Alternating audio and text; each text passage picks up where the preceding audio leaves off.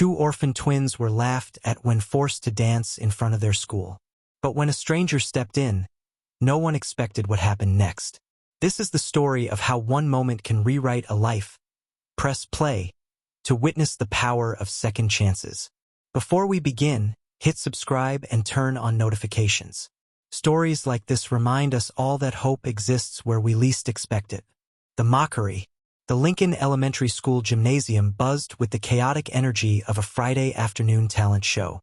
Folding chairs creaked under the weight of restless parents and fidgeting students, while a sagging banner overhead proclaimed in glittering letters, "Showcase your sparkle." The air smelled of popcorn and cheap floor wax. At the back of the room, Lila and Mara huddled together on a bleacher, their matching scuffed sneakers dangling inches above the floor. At 11 years old, the twins were used to being invisible, preferred it even. Their thrift store sweaters and too short jeans marked them as outsiders in this small Ohio town, where most families scraped by but pretended otherwise. Next up, the principal's voice crackled through the tinny speakers. "We have, an unscheduled performance." A snicker rippled through the crowd. Lila and Mara Dawson, "Come on down." Mara's stomach dropped. They hadn't signed up. A chorus of exaggerated oaths erupted as their classmate, Tyler, smirked from the front row. "They told me they could dance," he announced, loud enough for the room to hear. "Said they're way better than the cheer squad." Lila's fists clenched. A lie, obviously. They'd never danced a day in their lives. The twins exchanged a panicked look. Their aunt, slumped in her chair near the exit with her arms crossed, glared as if daring them to embarrass her further. "Just get it over with," her expression said. The gym lights burned hot as the twins shuffled to center court. Someone's phone started playing a hip-hop beat. Too fast. All bass and sneering laughter. "Go on, dance," Tyler heckled. Mara closed her eyes. She imagined their mother, who'd once twirled them around their tiny apartment to old Motown records. "Move like nobody's watching," she'd whisper. But that was before the car accident. Before Aunt Darla took them in and made it clear they were a burden. Lila grabbed Mara's hand and jerked her into a stiff spin. The crowd hooped not encouragement but ridicule. Mara stumbled. Lila overcorrected. The music warped into a cruel soundtrack as their sneakers squeaked against the floor. Near the fire exit, a man in a faded flannel shirt froze mid-step. Ethan Carter had come to drop off donated textbooks, not witness a public execution. Yet there they were.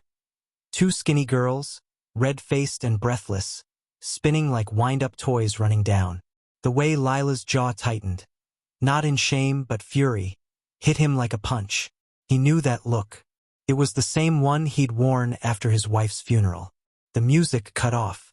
Silence, then scattered applause dripping with pity. "Wow, riveting." The principal deadpanned into the mic. "Let's hear it for effort." The twins fled toward the exit, but not before Ethan saw Mara swipe at her cheeks. His body moved before his brain could protest. Outside, sleet needled the pavement. The twins vanished around the corner, their shadows stretching long under the streetlights. Ethan hesitated, his hand on his car door. "Not your problem," he told himself. But then he remembered the way Mara had reached for her sister's hand. Not for comfort, but to pull her forward, like she still believed they could outrun the laughter. And just like that, Ethan's keys were back in his pocket. He followed their footprints in the slush. The offer. The sleet had turned to a cold, relentless drizzle by the time Ethan caught up to the twins. He spotted them 3 blocks from the school, huddled under the awning of a shuttered laundromat. Lila was furiously kicking a soda can across the pavement while Mara hugged herself, her breath coming out in short, visible puffs. Ethan slowed his steps, suddenly unsure. What was he even going to say? "Hey, I saw you get humiliated back there. Need a savior?" He shoved his hands into his pockets and took a deep breath. The air smelled like wet asphalt and distant fried food. "You girls okay?" he called out, keeping his distance. Lila whirled around, her dark eyes flashing. "What do you want?" Mara grabbed her sister's sleeve, pulling her back slightly. Her voice was quieter, wary. "We're fine." Ethan raised his hands in surrender. He hesitated. That wasn't fair back there. Lila scoffed. Yeah, well, life's not fair.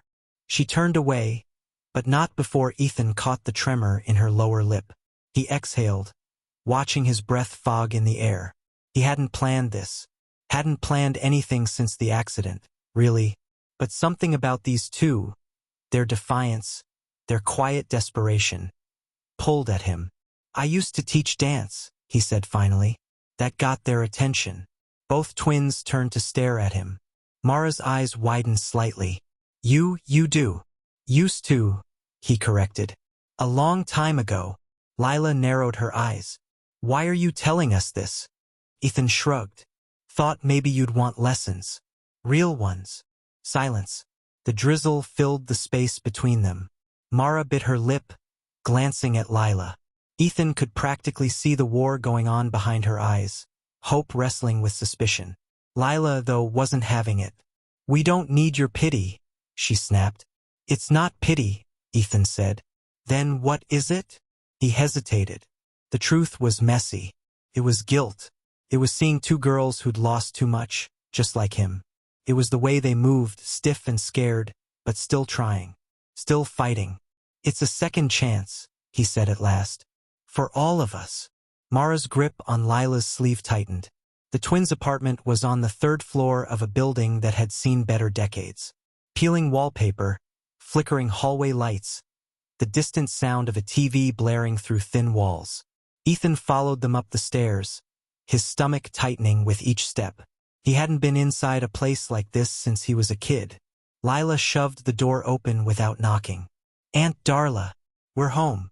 A woman in her late 40s sat at the kitchen table, a cigarette dangling from her fingers. She barely glanced up from her magazine. Took you long enough. Then she noticed Ethan. Her expression hardened. Who the hell are you? Ethan forced a smile. Ethan Carter. He wants to teach us how to dance, Mara blurted. Aunt Darla's laugh was sharp. Dance? With what money? It's free, Ethan said quickly. That only made her angrier. She stood up, her chair scraping against the linoleum. Nothing's free, mister. What's your angle? Ethan held her gaze. No angle. Just thought I could help. Yeah? Well, we don't need your help. She jabbed a finger toward the door. Get out. Mara looked like she wanted to protest, but Lila grabbed her arm, shaking her head slightly. Ethan exhaled. He'd expected this. Hell, he'd have been suspicious too in her position. Here, he said, pulling a business card from his wallet. It was old, the edges frayed. His old studio's logo was still faintly visible. If you change your mind, he set it on the counter. Aunt Darla didn't touch it. Ethan was halfway down the block when he heard quick footsteps behind him. Wait! He turned. Mara stood there, breathless, her hood pulled up against the rain. She'll say yes, Mara said in a rush. Just give her time. Ethan studied her. You really want this, huh? Mara nodded, her eyes bright. More than anything. He believed her. Meet me at the community center tomorrow after school, he said. 4 o'clock. Back entrance. Mara's face lit up. Then, just as quickly, it fell.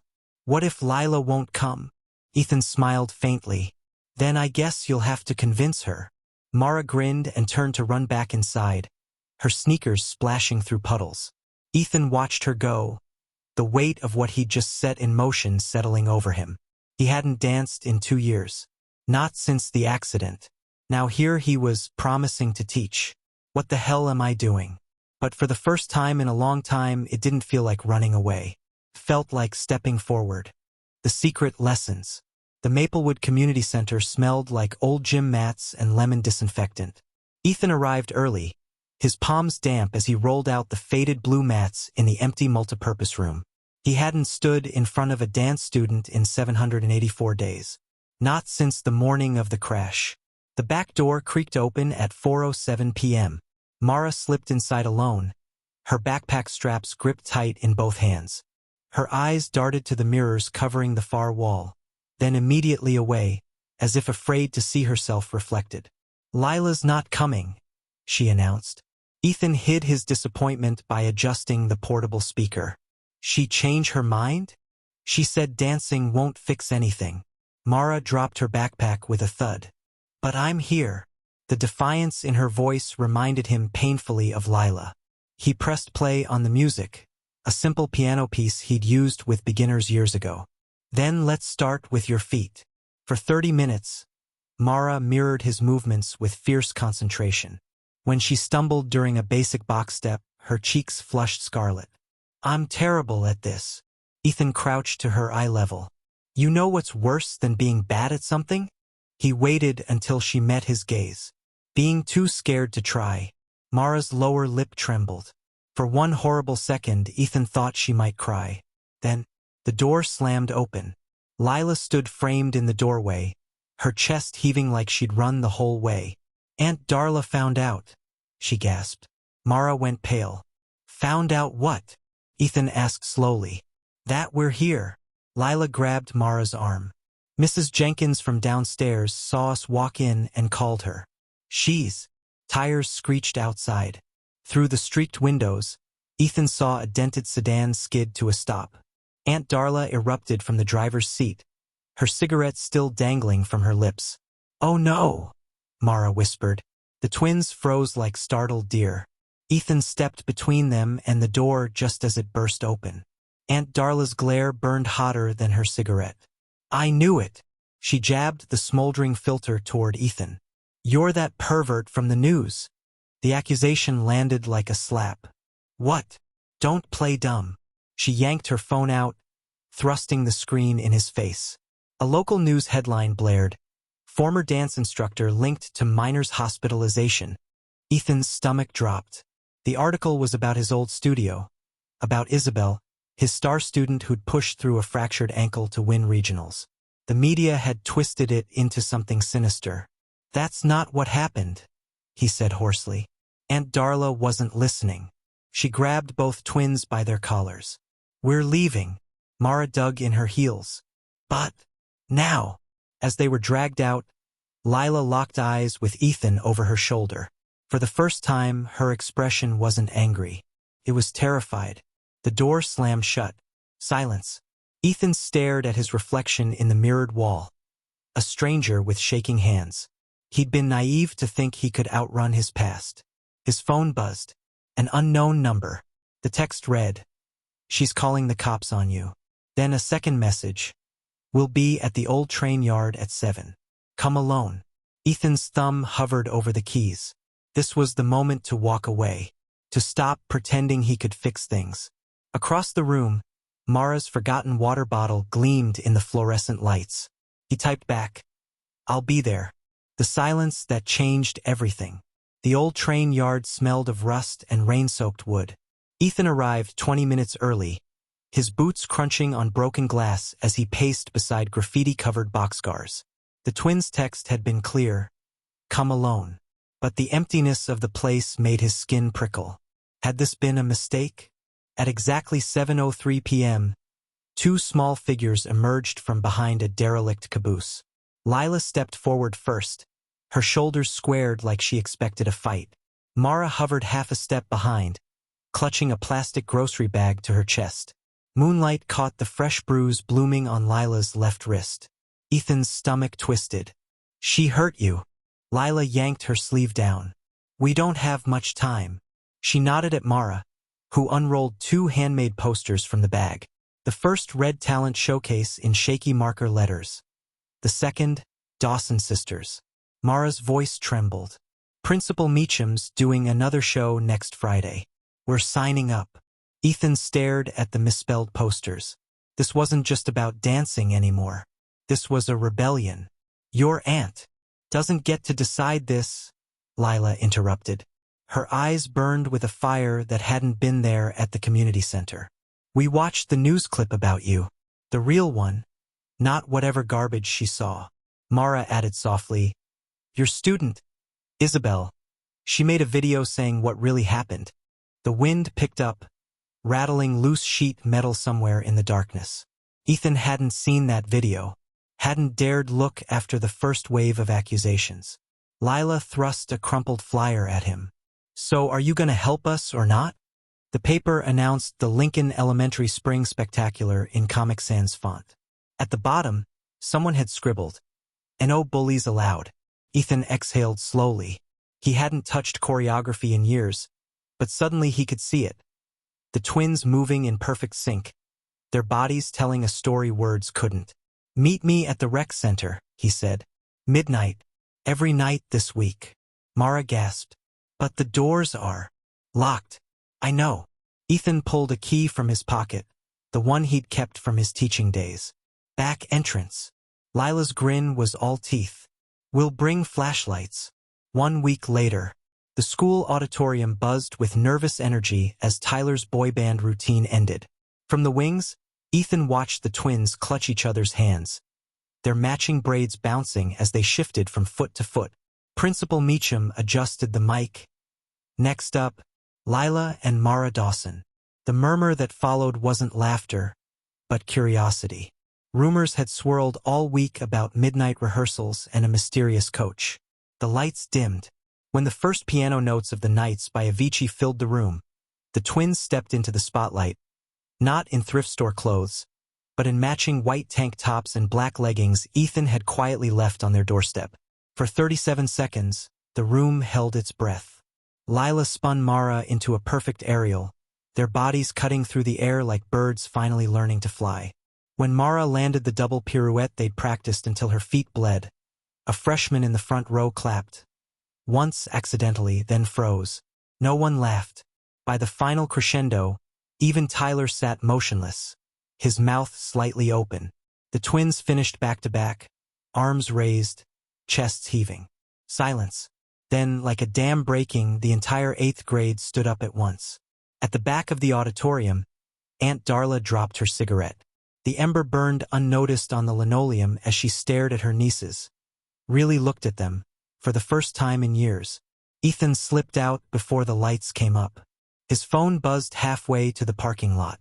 A text from Lila, "You're supposed to take a bow too, idiot." Attached was a blurry photo of Mara pointing at an empty spot on stage where he should have been. Ethan smiled. For the first time since the accident, the weight in his chest didn't feel like grief. Felt like a beginning. This story proves that family isn't always about blood. It's about who shows up.